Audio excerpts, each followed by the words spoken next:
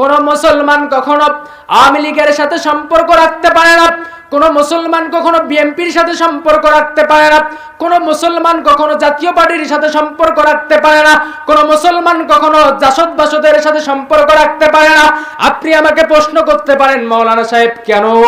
আমি তখন ওই কথার উত্তরে বলবো, আপনি আর আমি মুসলমান, আমার আর আপনার দায়িত্ব হলো আকিমুদ্দিন, আল্লাহর জমিনে আল্লাহর দিন প্রতিষ্ঠা করা, ঠিক কি না? আল্লাহর জমিনে আল্লাহর দিন যদি প্রতিষ্ঠিত করতে চান, তাহলে এবার আপনি এখান থেকে বলুন তো, বিএনপির সাথে যদি আপনি থাকেন, বিএনপি কি চায় আল্লাহর আইন প্রতিষ্ঠিত হোক নাকি গণতন্ত্র প্রতিষ্ঠিত হোক? কথা কয় না। তারা কি আল্লাহর আইন চায় নাকি গণতন্ত্র চায়? যদি আপনি আওয়ামী লীগের সাথে থাকেন, আওয়ামী লীগ কি আল্লাহর আইন চায় নাকি গণতন্ত্র চায়? জাতীয় পার্টির সাথে যদি থাকেন, তারাও তো আল্লাহর আইন চায় না, বরং তারাও গণতন্ত্র চায়। কিন্তু আল্লাহ